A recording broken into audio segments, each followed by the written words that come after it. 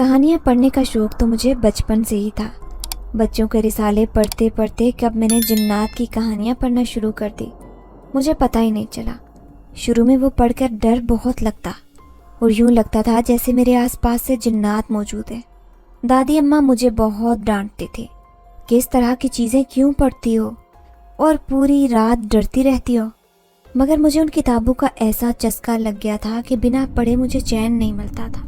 इसीलिए मैंने उन किताबों को पढ़ना कभी नहीं छोड़ा। अब मैं कॉलेज पहुंच चुकी थी। मेरी बहन जो मुझसे 2 साल छोटी थी वो उस वक्त मैट्रिक में थी। हम दोनों की आपस में खूब बनती थी। कभी कभी तो मुझे लगता था कि मुझे जिन्नात की दुनिया में जाना चाहिए, वहाँ जाकर मैं ज़्यादा अच्छे से उनके बारे में जान सकूँगी। हमारे आसपास ऐसी कोई जगह नहीं थी जहाँ जिन्नात के होने का इम्कान होता या मुझे जिन्नात नज़र आते।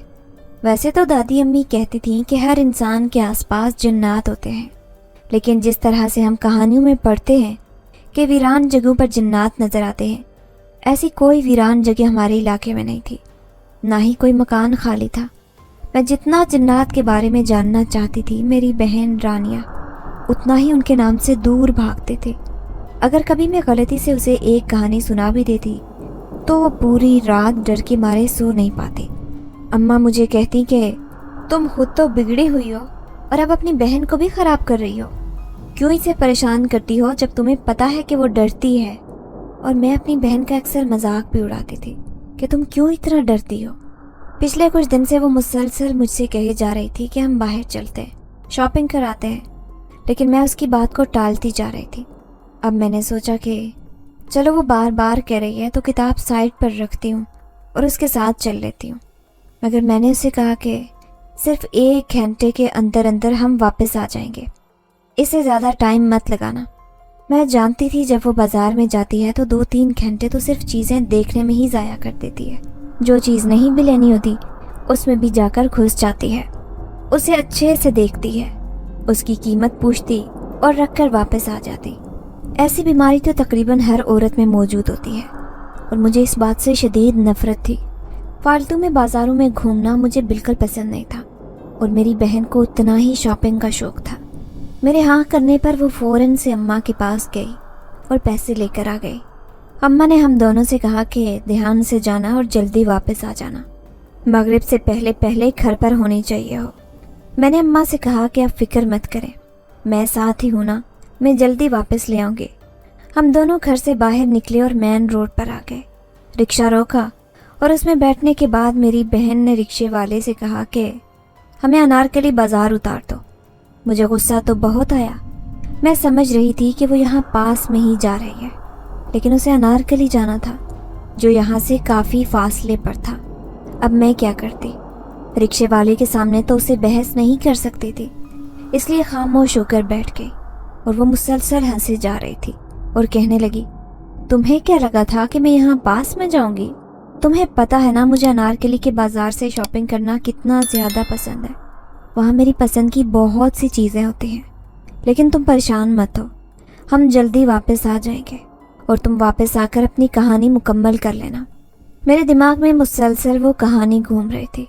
इतने अच्छे मोड़ पर थी मैं, ना जाने उस लड़की के सामने अंधेरी रात में किसका आसेब नज़र आ रहा हो। मेरा दिमाग तो कहानी में ही अटका हुआ था। थोड़ी देर में हम बाज़ार पहुंच गए। वो अपनी पसंदीदा दुकान पर जाकर कपड़े वगैरह देखने लगी। उसे ढेर सारी चूड़ियाँ, ज्वेलरी और कपड़े लेना बहुत ज़्यादा पसंद था। हर महीने नया नया जोड़ा लेती थी। अम्मा ने उसे कढ़ाई वगैरह सिखा रखी थी और वो अपने कपड़े खुद ही सीती थी। उसके हाथों में हुनर भी बहुत ही अच्छा था। सबको उसका काम पसंद आता था। अब तो उसने आसपास की लड़कियों के कपड़े वगैरह भी सीना शुरू कर दिए थे। अम्मा मुझसे भी कहती कि तुम भी कोई हुनर सीख लो, लेकिन मेरा ध्यान तो किताबों के अलावा किसी चीज़ में लगता ही नहीं था, और वो भी सिर्फ कहानियों की किताबों वगैरह की। कोर्स की किताबें पढ़ना तो मुझे बिल्कुल पसंद नहीं था। अम्मा अब्बा के कहने पर मैं कॉलेज वगैरह पढ़ रही थी, वरना मेरा अपना शौक़ और रुझान सिर्फ कहानियाँ पढ़ने की तरफ था। कभी कभी सोचती कि मैं एक अच्छी राइटर बन जाऊँगी और अपना नाम रोशन करूँगी, लेकिन पता नहीं क्यों जब भी कुछ लिखने के लिए कलम उठाती तो सारे अल्फाज गायब हो जाते। कुछ भी समझ नहीं आती थी कि क्या लिखूं। फिर एक दिन मैंने मान लिया कि हर पढ़ने वाला लिखारी नहीं बन सकता। लिखना एक तख्लीकी हुनर और सलाहियत है اور یہ بہت کم لوگوں میں ہوتی ہے. میں شاید صرف پڑھ سکتی ہوں. بہرحال میری بہن رانیہ کپڑے وغیرہ دیکھ رہی تھی. تب بھی میری نگاہ بک سٹال پر پڑی. میں حسب معمول اور حسب عادت بک سٹال کی طرف چلی گئی. وہاں پر اکثر میں آیا کرتی تھی اور کتابیں لیتی تھی. کتابیں بیچنے والے بابا جی مجھے جانتے تھے. جب بھی مجھے دیکھتے تو مسکرا اٹھتے اور کہتے کہ آج کے دور میں بھی تمہیں کتابوں سے لگاؤ ہے. بہت کم لوگوں میں ایسی محبت دیکھنے کو ملتی ہے. میں وہیں پتھر پر بیٹھ کر کتاب اٹھا کر اس کے صفحے پلٹنے لگی. جب تک میری بہن چیزیں پسند کرتی تب تک میں کچھ نہ کچھ پڑھ لیتی. بازار میں گھومنے پھرنے سے بہتر تو یہی کام تھا. لوگ میرے آس پاس سے گزرتے تو مجھے عجیب نگاہوں سے دیکھتے کہ یہ کیسی لڑکی ہے، موبائل کے دور میں صرف کتابوں سے لگاؤ رکھتی ہے. ویسے بھی آج کل تو ہر کتاب موبائل میں مل جاتی ہے، لیکن جو کتابوں کی خوشبو ہوتی ہے، خاص طور پر پرانی کتابوں کے پنے، مجھے بہت پسند ہے. یوں لگتا ہے جیسے کسی اور ہی دنیا میں انسان چلا جاتا ہے. میں کتاب پڑھنے میں کھو گئی تھی اور میری بہن شاپنگ کرنے میں. کافی دیر گزر گئی تھی. مجھے محسوس ہوا کہ اب تک وہ واپس نہیں آئی ہے اور سامنے کی دکانوں میں بھی نظر نہیں آ رہی. میں نے ہاتھ میں موجود گھڑی میں ٹائم دیکھا تو 2 گھنٹے گزر چکے تھے. مجھے اپنی لاپرواہی پر سخت غصہ آیا تھا. میں اسے اپنی ذمہ داری میں لے کر آئی تھی.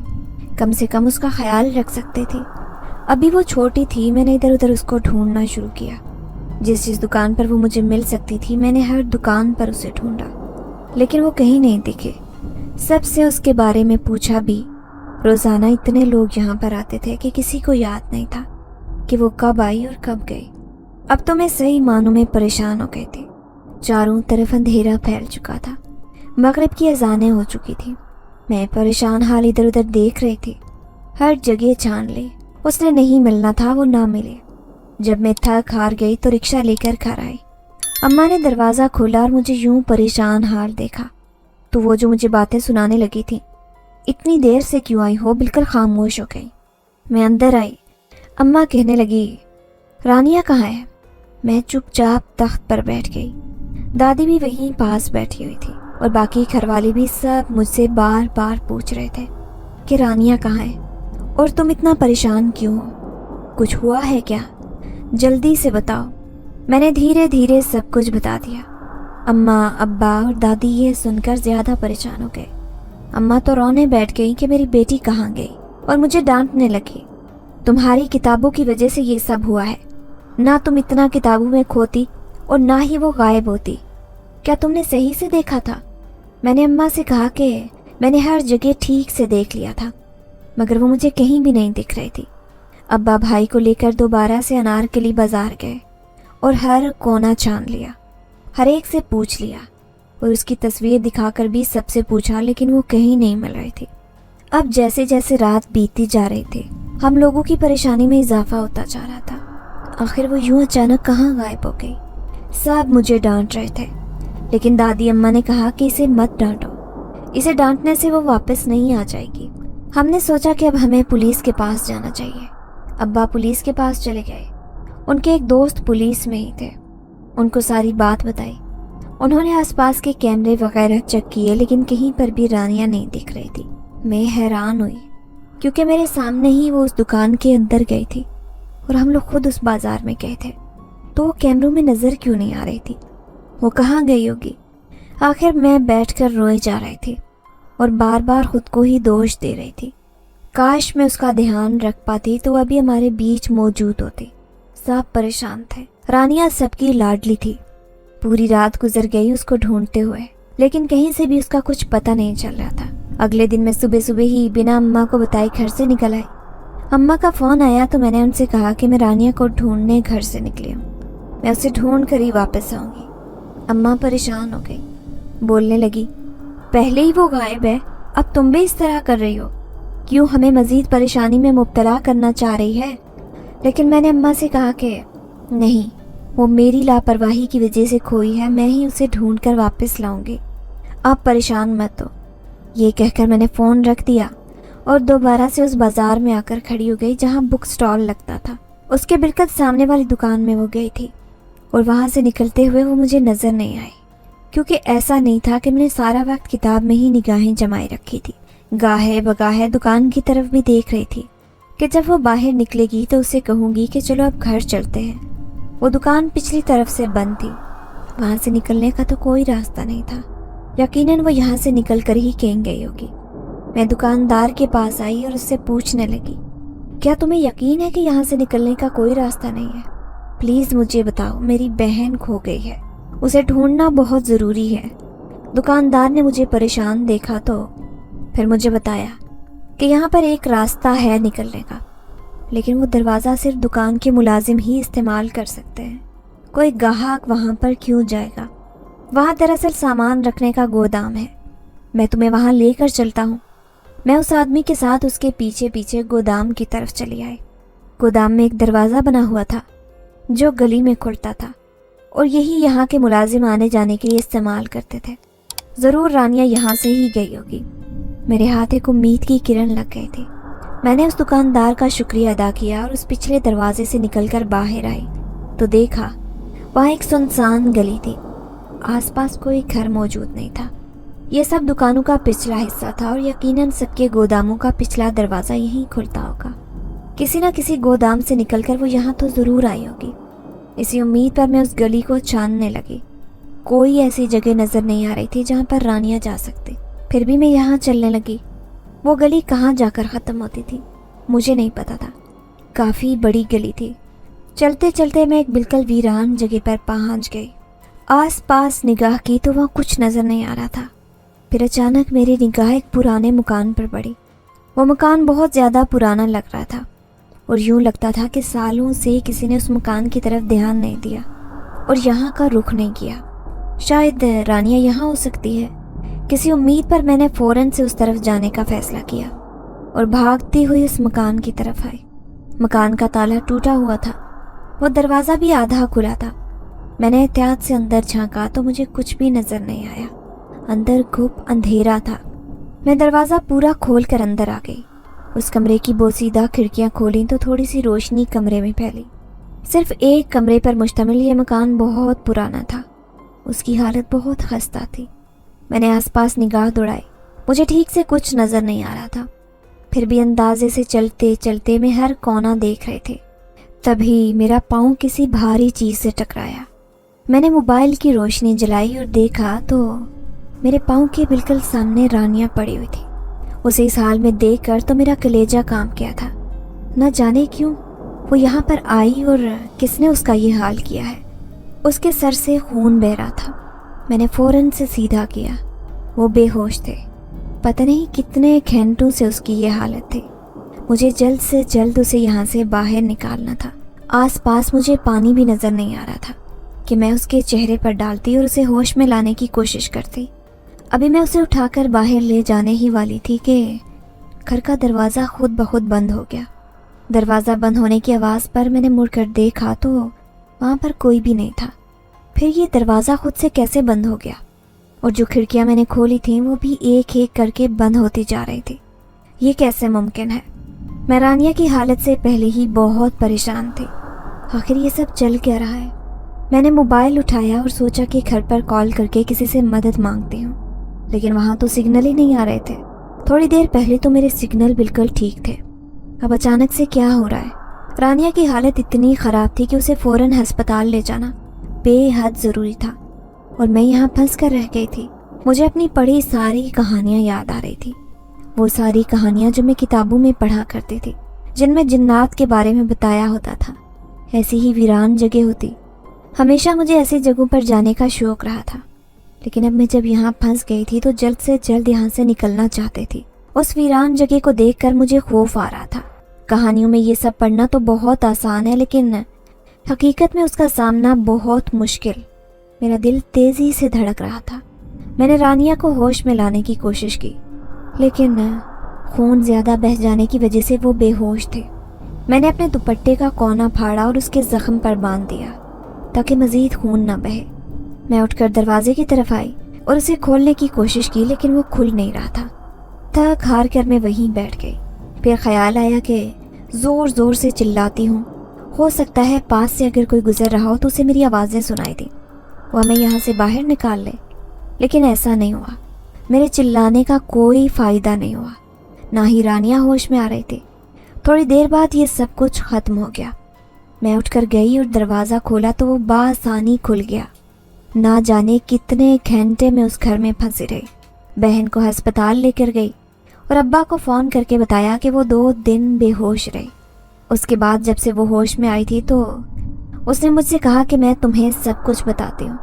मुझे कोई उठाकर अपने साथ ले गया था और उस मकान में जाकर फेंक दिया। उसने मेरे सर पर जख्म किया और मेरा खून पीना शुरू कर दिया। मुझे उधर से अजीब अजीब आवाज़ें आ रही थी और ऐसा महसूस हो रहा था कि जैसे वहाँ पर कोई जिन्नात मौजूद है। वो कौन था? मैं उसे देख नहीं पाई। प्लीज़ मेरी मदद करो, वो मुझे नुकसान पहुँचाएंगे। मैं अम्मा अब्बा को ये बात नहीं बता सकती थी। बहन की बातें सुनकर मुझे अंदाज़ा हुआ कि वो मकान आसेब ज़दा था। ये जानकर तो मेरी हालत ख़राब हो गई और मैं कई घंटों से ज़्यादा मकान में अपनी बेहोश बहन के साथ पड़ी रही। रानिया ने जो जो मुझे बताया उसने इस बात की तस्दीक कर दी थी कि वहाँ ज़रूर जिन्नात है और वो जिन्नात अपने गलत मकासद के लिए उसे वहाँ लेकर गए थे। अगर मैं वहाँ वक्त पर ना पहुँचती तो ना जाने वो उसके साथ क्या करते थे। उस दिन के बाद से मेरी भूख प्यास सब उड़ गई थी। मैं दिन रात बैठकर जिन्नात के बारे में ही जानने की कोशिश करती। मुझे डर था कि वो जिन्नात दोबारा से रानिया को अपने साथ ले जाने की कोशिश करेंगे, मगर ये सब मैं उसे नहीं बता सकती थी और ना ही घर वालों को। अगर उन्हें बता देती तो वो मुझे हरगिज़ भी उस आसेब ज़दा मकान में दोबारा ना जाने देते और मैं उसके पीछे छुपे राज को जानना चाहती थी। मेरा तजस्सुस बढ़ता जा रहा था। खौफज़दा तो मैं बहुत थी, लेकिन मुझे उस राज से पर्दा उठाना ही था। सबसे पहले तो मुझे ये बात जाननी थी कि वो मकान किसका था और कितना पुराना था। वहाँ पहले कौन रहता था और ऐसा क्या हुआ था जो उस मकान को छोड़ना पड़ा। अब इसके मालिकान कहाँ पर हैं। और इस सब के लिए मुझे अपनी एक पुरानी दोस्त की मदद चाहिए थी। वो थोड़ी अजीब थी लेकिन अच्छी दोस्त थी, काफ़ी पुरस्कार भी थी। उसके बारे में बहुत ज़्यादा तो नहीं जानती थी क्योंकि उसे अपने बारे में बात करना पसंद नहीं था। वो एक सुनसान से इलाके में रहती थी। मेरी बचपन की दोस्त थी। स्कूल में उससे दोस्ती हुई थी, लेकिन अम्मा को पसंद नहीं था कि मैं ऐसी अजीबो गरीब लड़की से दोस्ती रखूं। इसलिए आहिस्ता आहिस्ता उससे बातचीत करना कम कर दिया था। हालांकि स्कूल में वो सिर्फ मुझसे ही बात करती थी, बाकी किसी लड़की की उससे बिल्कुल नहीं बनती थी। लड़कियां वैसे भी उससे दूर भागती थी। बाद में उसे पुरस्कार हरकतों की वजह से स्कूल से निकाल दिया गया था। सिर्फ मैं थी जो उस पर भरोसा करती। लोगों का कहना था कि वो कुछ गलत काम करती है। कुछ लोग तो उस पर जादू टोने का इल्ज़ाम भी लगाते थे। बेहतर था कि मैं उस वक्त उसी से मदद लेती। जिन्नात के बारे में जितना वो जानती थी शायद ही मेरे आसपास रहने वाला कोई इंसान इतना नहीं जानता था। एक दिन मैंने अम्मा से कहा कि मुझे कॉलेज की दोस्त से मिलने जाना है, बहुत ही अहम काम है। हमारे वैसे भी इम्तहानात होने वाले थे, इसलिए मैंने बहाना बना दिया। तो अगर अम्मा को पता चलता कि मैं अपनी उस पुरानी दोस्त से मिलने जा रही हूँ तो मुझे घर से ही न निकलने देती। मैंने अम्मा से ये भी बोला कि थोड़ा टाइम लग जाएगा वापस आने में, क्योंकि उसका घर यहाँ से थोड़े फासले पर है। अम्मा ने कहा ठीक है। रानिया की वजह से अम्मा पहले ही परेशान थी, इसलिए अम्मा ने मुझे हिदायत दी कि अपना ध्यान रखना और वक्त से पहले वापस आ जाना। अम्मा को खूब तसल्ली करवाकर मैं घर से निकल आई। रोड पर आकर रिक्शा लिया और उसे एक एड्रेस समझाया। एड्रेस सुनकर वो परेशान हो गया और बोलने लगा, नहीं बीबी जी, मैं इस जगह पर नहीं जाऊंगा। कुछ दिन पहले मैं एक सवारी लेकर इसी इलाके में गया था। उस रात मेरे साथ बहुत ही बुरा हुआ था। मैंने सुना है वहाँ पर जिन्नात का साया होता है। मैं हरगिज़ उस इलाके में नहीं जा सकता। आप किसी और के साथ चले जाओ। मुझे गुस्सा तो बहुत आया और मैंने उसको ज़्यादा पैसों का लालच भी दिया, लेकिन वो नहीं माना। फिर मैं काफ़ी देर वहाँ खड़ी रही। कोई भी रिक्शे वाला वहाँ जाने को तैयार नहीं था। वैसे भी ये रिक्शे वाले एक दूसरे को जानते थे। कोई भी वाक़या होता तो फ़ौरन से आकर सबको बता देते और सब में खौफ फैल जाता। अब मैं क्या करती, कैसे जाती? अगर बस से जाती तो काफ़ी टाइम लग जाता। नाचार मुझे बस में ही चढ़ना पड़ा। मैं दिल ही दिल में दुआ कर रही थी कि वो लड़की वहीं पर रहती हो, उसने घर ना बदला हो, वरना उसे ढूंढना बहुत मुश्किल हो जाएगा। क्योंकि मेरे पास उसका कोई राब्ता नंबर भी नहीं था। उसके सिर्फ घर का पता था। वो एड्रेस मैंने ना जाने अब तक क्यों संभाल कर रखा हुआ था और आज मेरे काम आ रहा था। मुझे यहाँ से 3 बसें बदल कर वहाँ जाना था और इस सब में मुझे तकरीबन 2 घंटे लग गए थे। बस वैसे भी जगह जगह रुकती है, हर मुसाफिरों को उतारती है اور پھر بس اسٹاپ پر کھڑے ہو کر دوسری بس کا انتظار کرنا، اس سب میں کافی ٹائم ضائع ہو رہا تھا۔ آخر کار میں اسی علاقے میں پہنچ گئی اور آج بھی ویسا ہی سنسان علاقہ تھا۔ میں صرف ایک بار اپنی دوست کے ساتھ یہاں پر آئی تھی اور اس کے گھر کے اندر نہیں گئی تھی، اسے کچھ کام تھا۔ اس نے اپنے نوٹس وغیرہ اٹھائے اور ہم واپس آ گئے تھے۔ یہ بات اماں کو نہیں بتائی میں بنا بتائی ہی آئی تھی۔ خیر، آج میں جھوٹ بول کر آئی ہی تھی۔ وہاں 3-4 مکان ایک لائن میں بنے ہوئے تھے۔ ان میں سے اس کا مکان کون سا تھا مجھے ٹھیک سے یاد نہیں تھا، کیونکہ سارے مکانوں کا رنگ ایک ہی جیسا تھا۔ میں نے سوچا میں ایک ایک مکان کا دروازہ بجا کر دیکھوں گی کہ وہ کس مکان میں ہے۔ دل ہی دل میں دعائیں مانگ رہی تھی کہ وہ ادھر ہی مل جائے۔ پہلے مکان کا دروازہ بجایا تو ایک بوڑھی عورت نے دروازہ کھولا۔ میں نے اس لڑکی کا نام بتایا تو وہ کہنے لگی کہ نہیں، میں اس نام کی کسی بھی لڑکی کو نہیں جانتی، تم باقی گھروں سے پوچھ لو، میں یہاں نئی شفٹ ہوئی ہوں۔ تیسرے گھر میں مجھے وہ لڑکی مل ہی گئی آخر کار۔ میں نے دروازہ بجایا تو اسی نے دروازہ کھولا۔ اسے میں پہچان نہیں پا رہی تھی، پہلے سے زیادہ موٹی ہو چکی تھی، لیکن اس نے مجھے فوراً سے پہچان لیا تھا۔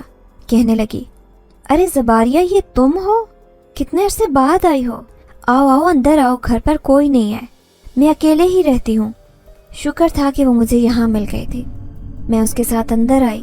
اس کا گھر بہت ہی زیادہ خوفناک دکھ رہا تھا۔ پورے گھر میں اس نے اندھیرا کر رکھا تھا۔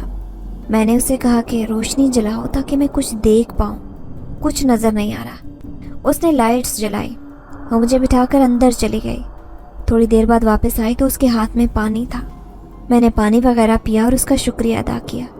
اس سے کہا کہ میں تمہیں ڈھونڈ رہی تھی، مجھے ڈر لگ رہا تھا کہ کہیں ایسا نہ ہو کہ تم یہاں ملو ہی نہ، لیکن تمہارا پتہ میں نے اب تک سنبھال رکھا تھا۔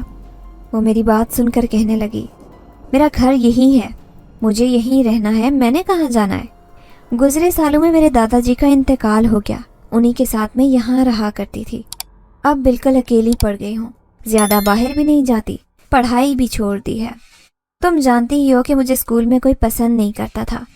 ایک تم ہی تھی جس سے میری دوستی تھی، تمہیں اکثر یاد کرتی تھی، لیکن تمہارا رابطہ نمبر میرے پاس نہیں تھا اور نہ ہی تمہارے گھر کا پتہ۔ تم بتاؤ کیسے آنا ہوا، اتنے سالوں بعد آئی ہو تم، مجھے بہت خوشی ہو رہی ہے۔ میں نے سدرا سے کہا کہ میں بہت اہم کام سے تمہارے پاس آئی ہوں، مجھے تمہاری مدد کی ضرورت ہے۔ تمہارے علاوہ میں کسی کے پاس نہیں جا سکتی تھی کہ مجھے کسی پر بھروسہ نہیں ہے۔ دراصل کچھ دن پہلے تک تو میری زندگی بالکل نارمل تھی، میں اب بھی ویسے کتابیں وغیرہ پڑھتی، بہت سے جنات کی کتابیں بھی پڑھتی تھی۔ ایک دن بہن کے ساتھ بازار گئی اور بک سٹال پر بیٹھ کر کتاب پڑھنے میں مصروف ہو گئی۔ وہ کافی دیر گزر جانے کے بعد بھی واپس نہیں آئی۔ اندر شاپنگ کے لیے گئی تھی۔ میں نے پورا بازار چھان مارا، مجھے نظر نہیں آئی۔ روتے روتے میں گھر واپس آئی، اماں ابا کو سب کچھ بتایا۔ پوری رات اسے ڈھونڈتے رہنے کے بعد بھی اس کا کوئی سراغ نہیں مل رہا تھا۔ اب تو مجھے لگ رہا تھا کہ یہ سب میری وجہ سے ہوا ہے۔ اگلے دن میں اسے ڈھونڈتے ڈھونڈتے خالی مکان میں پہنچی۔ وہ مجھے وہاں بے ہوش حالت میں نظر آئی اور وہاں کچھ عجیب سے واقعات ہوئے۔ خود بخود دروازہ وغیرہ بند ہو گیا، عجیب آوازیں آ رہی تھی۔ میں بہت مشکلوں سے جان بچا کر وہاں سے نکلی۔ 2 دن بعد میری بہن کو ہوش آیا تو اس نے مجھے جو کچھ بتایا، اس مکان میں جو بھی ہوا تھا، وہ سب جان کر میرے رونگٹے کھڑے ہو گئے۔ ابھی میں گھر والوں سے چھپ کر یہاں آئی ہوں، کیونکہ میں جانتی تھی کہ اس معاملے میں صرف تم میری مدد کر سکتی ہو۔ تمہیں ان چیزوں کے بارے میں جاننے کا بہت زیادہ شوق تھا نا، اور تم جانتی بھی بہت کچھ ہو۔ کیا تم مجھے کچھ بتا سکتی ہو کہ اس مکان کا راز کیا ہے؟ میں جاننا چاہتی ہوں، صرف اپنی بہن کے لیے نہیں بلکہ اپنے اطمینان کے لیے بھی۔ مجھے تجسس ہو رہا ہے اور میں نہیں چاہتی کہ کبھی دوبارہ وہ لوگ میری بہن کو تنگ کریں یا نقصان پہنچانے کی کوشش کریں، کیونکہ ان کا مقصد ادھورا رہ گیا ہے۔ وہ کسی خاص مقصد سے ہی میری بہن کو لے کر گئے تھے۔ تم بس میری مدد کر دو۔ گھر پر جھوٹ بول کر آئی ہوں کہ کسی دوست سے ملنے جا رہی ہوں، یہ نہیں بتایا کہ میری دوست تم ہو۔ سدرا میری ساری باتیں سن کر بولی، ٹھیک ہے، میں تمہاری اس میں مدد کروں گی۔ یقیناً وہ تمہاری بہن کو دوبارہ نقصان پہنچانے کی کوشش کریں گے۔ تم مجھے اس مکان پر لے جاؤ، ہم دیکھتے ہیں وہاں پر کیا ہے، لیکن آج نہیں، اگلے ہفتے ہم وہاں پر چلیں گے۔ تب تک میں کچھ کتابیں وغیرہ پڑھ کر اس بارے میں سوچتی ہوں۔ ہم پوری تیاری کے ساتھ وہاں جائیں گے۔ پھر اس نے مجھے ایک کتاب دی जिसकी जिल्द स्याह रंग की थी। उस किताब पर कोई भी उन्वान नहीं लिखा था। मुझसे कहने लगी कि तुम इस किताब को ज़रूर पढ़ना। मैं जानती हूँ तुम किताबें पढ़ने की शौकीन हो और जल्द ही ख़त्म कर लोगी, लेकिन अगले हफ्ते हमने वहाँ जाना है। उससे पहले तुम ये ख़त्म कर लेना। ये किताब तुम्हारे बहुत काम आएगी। मैंने उसका शुक्रिया अदा किया और उसे अपना नंबर दिया और वहाँ से बाहर निकल आई। दिल ही दिल में शुक्र कर रही थी कि वो मुझे मिल गए। कम से कम अब मैं उसे इस सब के बारे में जान तो पाऊंगी। बसें बदल कर मैं घर पहुंची तो गर्मी की वजह से मेरी हालत बहुत ख़राब हो चुकी थी। अम्मा बोली, इतनी देर से कहाँ पर थी और तुझे क्या हुआ है? मना भी किया था ना इतनी गर्मी में मत निकल। मैंने अम्मा की बात को नज़रअंदाज किया। वो किताब लिए कमरे में आ गई। उसे अलमारी में कपड़ों के नीचे छुपा कर रख दिया ताकि कोई भी देख ना पाए।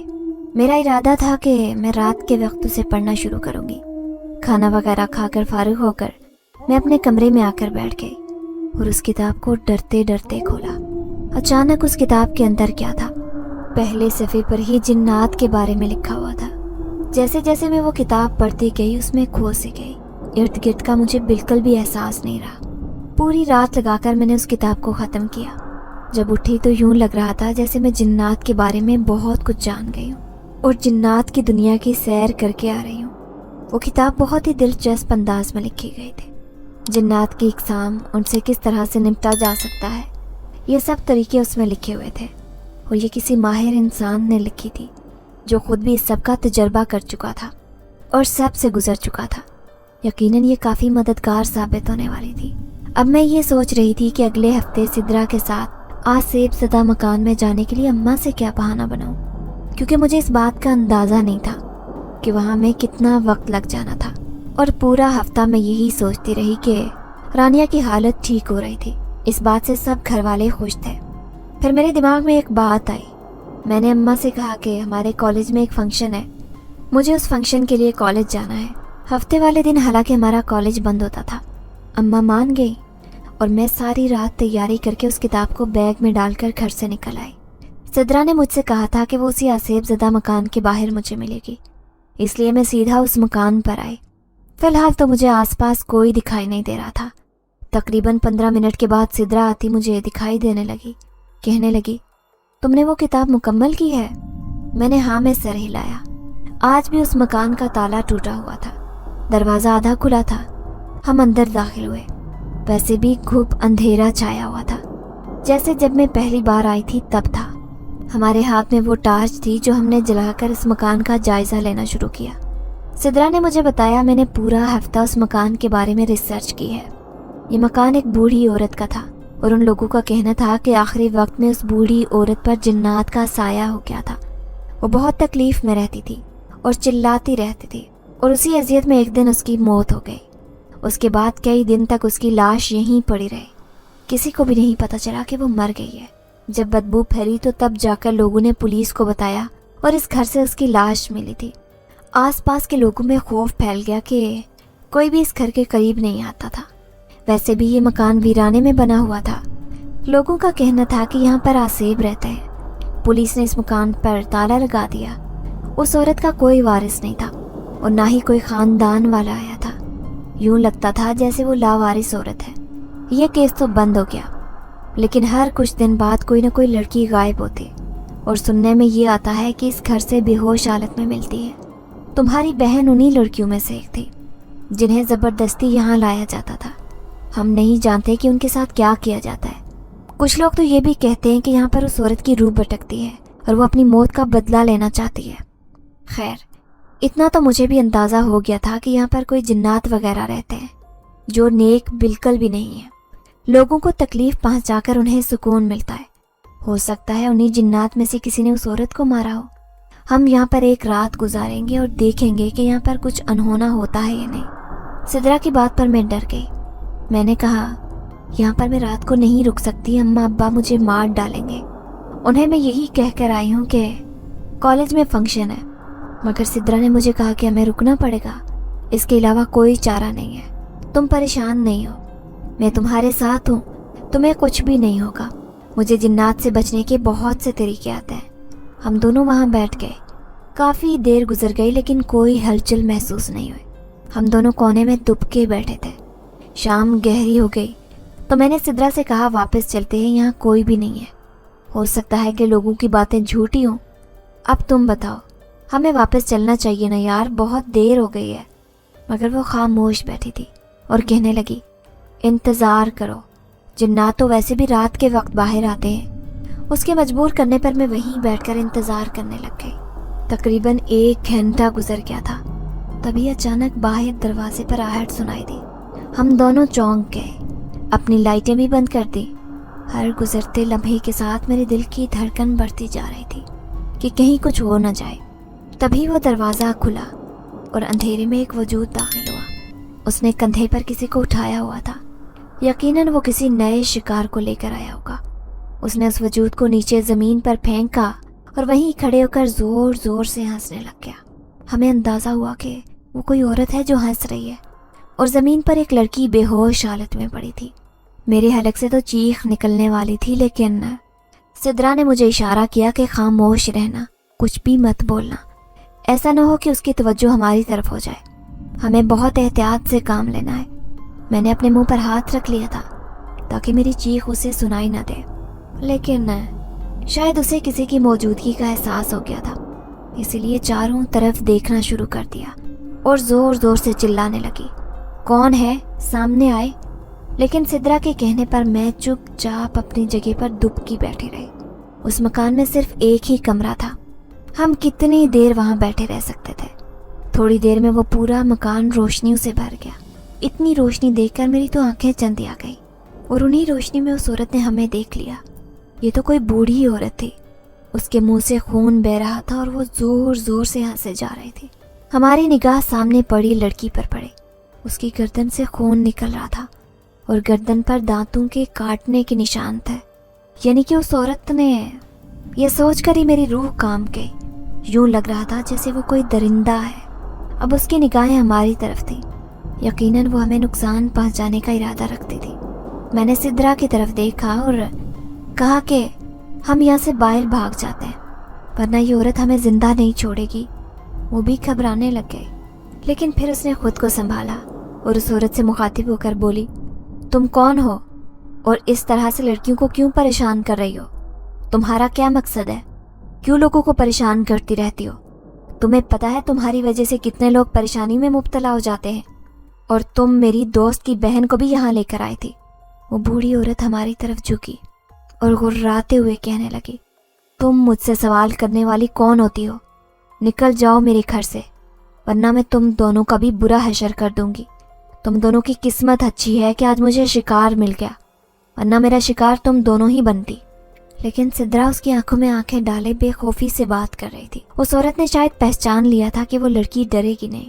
مجھے سمجھ نہیں آ رہا تھا کہ وہ کوئی انسان ہے یا پھر کوئی جن زادی ہے۔ جب یہی سوال میں نے سدرا سے کیا تو اس نے مجھے بتایا کہ یہ انسان ہے، کوئی جن نہیں ہے۔ میں جنات کو پہچانتی ہوں، اگر یہ انسان ہے تو یہ کسی بھی طرح انسان کا خون پی سکتی ہے۔ کیا یہ کوئی نفسیاتی مریض ہے؟ سدرا نے اس بوڑھی عورت سے کہا کہ میں جانتی ہوں کہ تم جنات سے تعلق نہیں رکھتی بلکہ تم انسان ہی ہو۔ یہ سن کر اس عورت کا چہرہ پھیکا پڑ گیا۔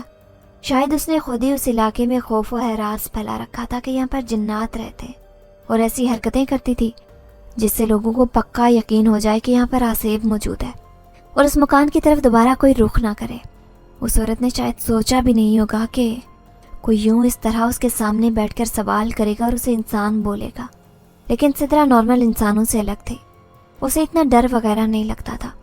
وہ اس عورت سے بیٹھ کر بحث کرنے لگ گئی، لیکن وہ عورت مسلسل اسے ڈرانے کی کوشش کر رہی تھی۔ جب اس نے دیکھا کہ وہ ڈر نہیں رہی تو وہ تھک ہار کر اس کے سامنے بیٹھ گئی اور زور زور سے رونے لگی۔ اس کے رونے سے مجھے بہت خوف آ رہا تھا، بہت ہی عجیب آواز تھی اس کی۔ میں سدرا کو مسلسل کہہ رہی تھی کہ یہاں سے نکلتے ہیں ورنہ یہ ہمیں بھی نقصان پہنچا دے گی، ہم باہر جا کر پولیس کو بتائیں گے۔ لیکن سدرا کو معاملہ کچھ اور ہی لگ رہا تھا۔ وہ مسلسل اس عورت کو مجبور کر رہی تھی کہ سب کچھ سچ سچ بتا دے۔ سدرا نے اسے کہا کہ اگر تم ایسا نہیں کرو گی تو میں تمہارے اوپر کوئی عمل کر دوں گی جس کے بعد تم کسی قابل نہیں رہو گی۔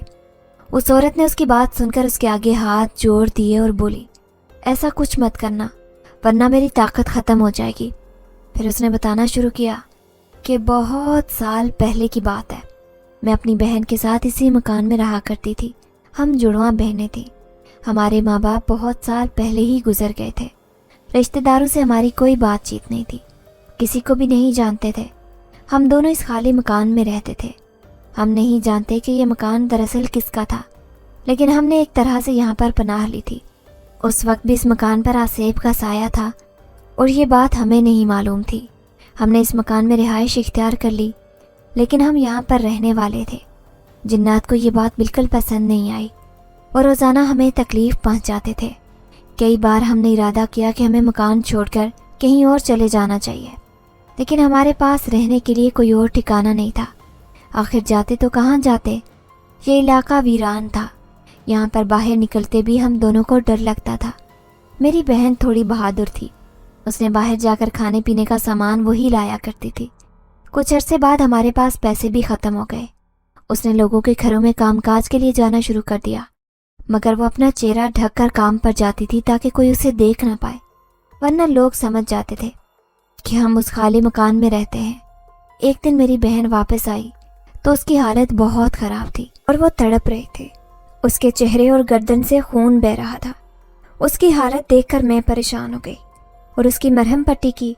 جب وہ ہوش میں آئی تو اس نے مجھے بتایا کہ راستے میں اس کا سامنا بہت ہی عجیب و غریب مخلوق سے ہوا تھا اور وہ بار بار اس کا راستہ روک کر کہہ رہا تھا کہ ہمارا مکان خالی کر دو، وہ ہماری جگہ ہے۔